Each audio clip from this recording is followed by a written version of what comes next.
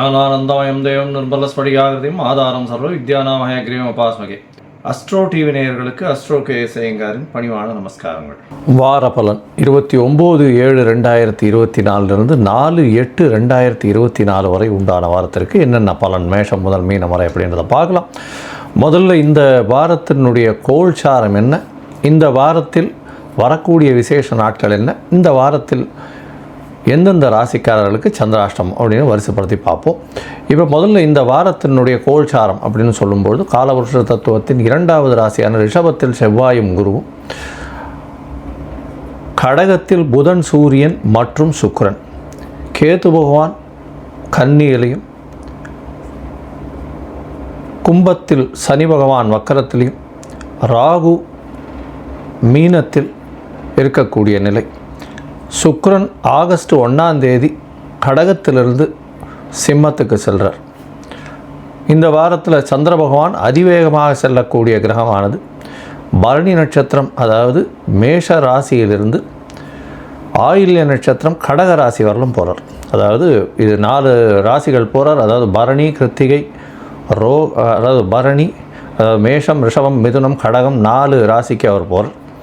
இந்த வாரத்தில் பார்த்தாலேயாளர் விசேஷ நாட்கள் அப்படின்னு சொல்லக்கூடியது 29 ஆடி கிருத்திகை, முருகப்பெருமானுக்கு பெரிய ஏற்றம் கொடுக்கக்கூடிய நாள்.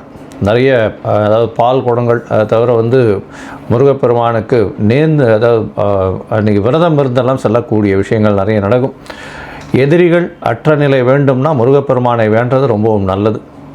குழந்தை பிராப்தி ஏற்படுறதுக்கும் முருகனை வேண்டிக் கொள்வது மிகவும் ஏற்றம். இந்த வாரம் பார்த்தாலேயானால்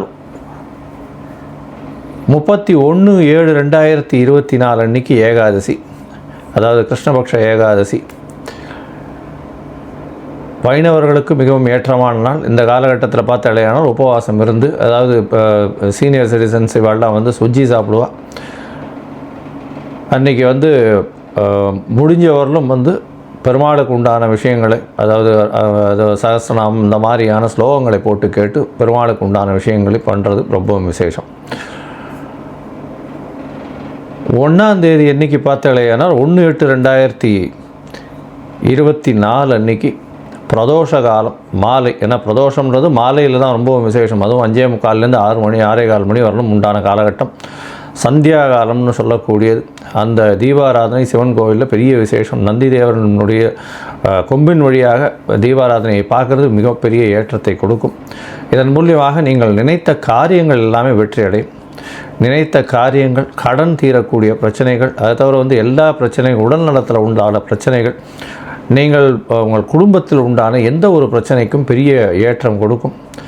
இந்த பிரதோஷ காலம் 1 வருஷ காலம் நீங்கள் இது பண்ணிங்களே ஆனால், அதாவது சாப்பிடாமல் உபவாசம் இருந்து பிரதோஷ தீபாராதனையை பார்த்துட்டு சாப்பிடும் பட்சத்தில் உங்களுக்கு ஏற்பட்ட கடனோ, உங்களுக்கு ஏற்பட்ட நோயோ, உங்களுக்கு ஏற்பட்ட எந்த ஒரு குடும்பத்தில் பிரச்சனைகளோ எல்லாமே விலகக்கூடிய வாய்ப்புகள் மிகவும் உண்டு.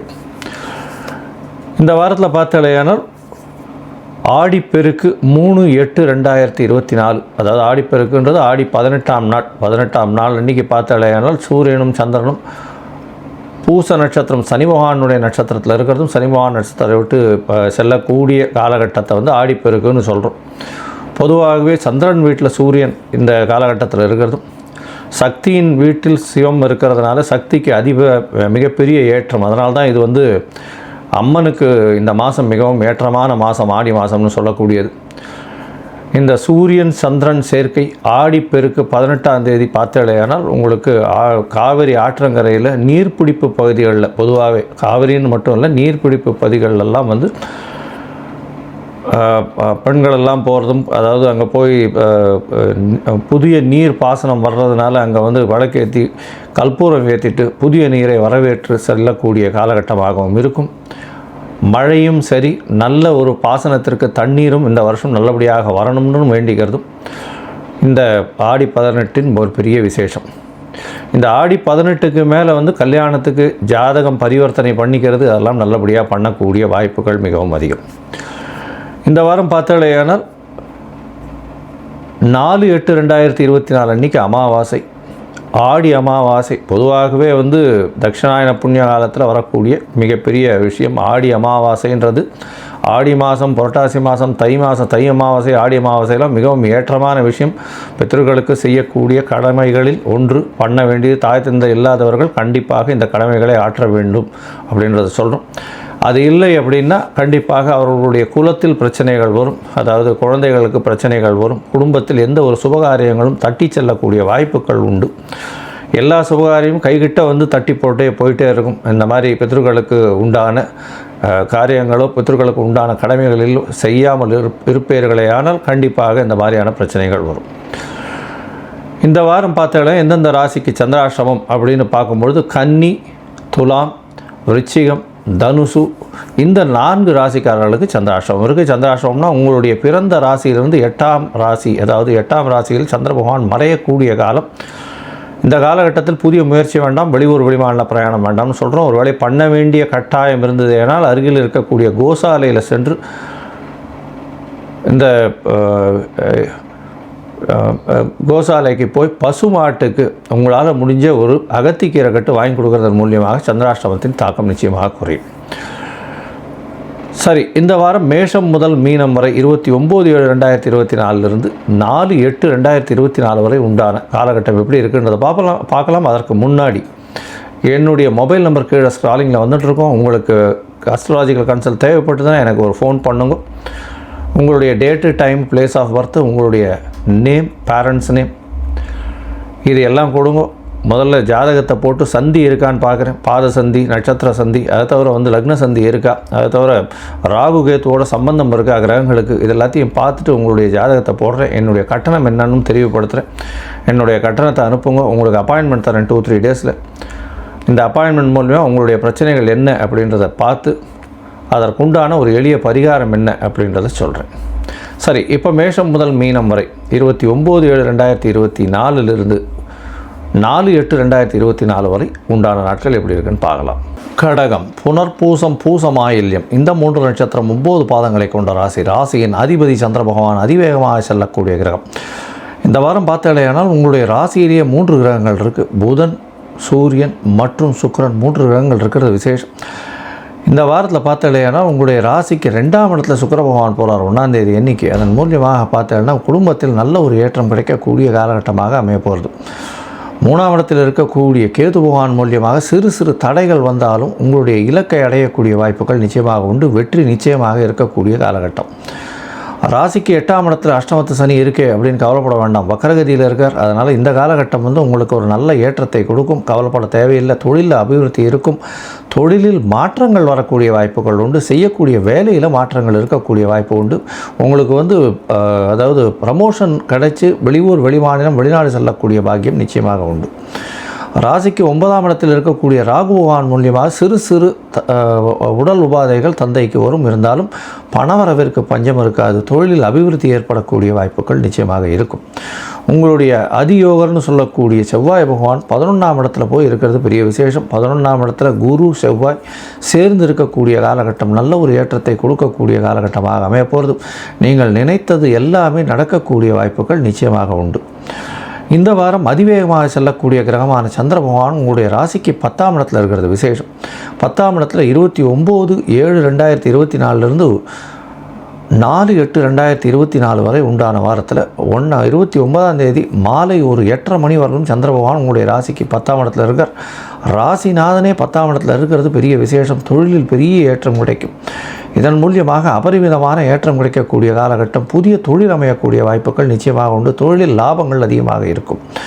உங்களுடைய ராசிக்கு பார்த்தோம்னா 11ஆம் இடத்துல சந்திர பகவான் போகிறார். 3 கிரகங்கள் இருக்கக்கூடிய காலகட்டம். 29ஆம் தேதி மாலையிலிருந்து 1ஆம் தேதி அதிகாலை ஒரு 12:30 மணி வரலும் சந்திர பகவான் அங்கே இருக்கார்.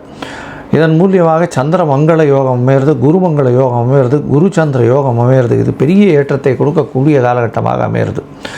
மூத்த சகோதர சகோதரிகள் மூலியமாக ஆதாயம் வரக்கூடிய வாய்ப்புகள் உண்டு. நல்ல ஒரு இணக்கம் இருக்கும். தொழிலில் அபிவிருத்தி இருக்கக்கூடிய காலகட்டம். அதுவும் இந்த விவசாயம் சார்ந்த தொழில்கள் பண்ணுறவாளுக்கு பெரிய ஏற்றம் கிடைக்கக்கூடிய காலகட்டம். அழுகும் பொருட்கள், எளிதில் அழுகும் பொருட்கள்னு சொல்லக்கூடிய காய்கறி பழங்கள்லாம் வியாபாரம் பண்ணுறவாளுக்கும், பால் பதனிடும் பொருட்கள், பால் மற்ற பொருட்கள் மூலியமாக பெரிய ஏற்றம் கிடைக்கக்கூடிய காலகட்டமாக அமைகிறது.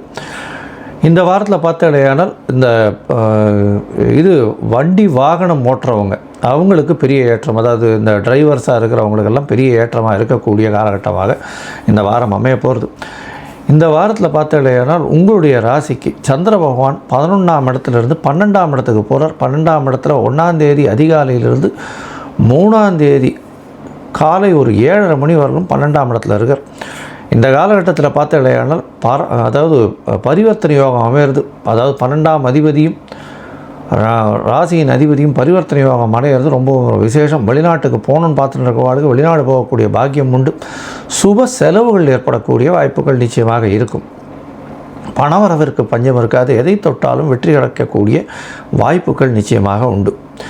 தொழிலில் பெரிய அபிவிருத்தி இருக்கும். படிக்கக்கூடிய மாணவர்களுக்கு நல்ல ஏற்றம் இருக்கும். ஏன்னா உங்களுடைய ராசிக்கு 4ஆம் அதிபதியும் ராசிக்கு 2ஆம் இடத்துல போகிறார். வாக்கு, குடும்பம், செல்வத்தில் இருக்கிறது பெரிய ஏற்றம். குடும்பத்தில் நல்ல ஒரு ஏற்றம் கிடைக்கக்கூடிய காலகட்டமாக அமைய போகிறது.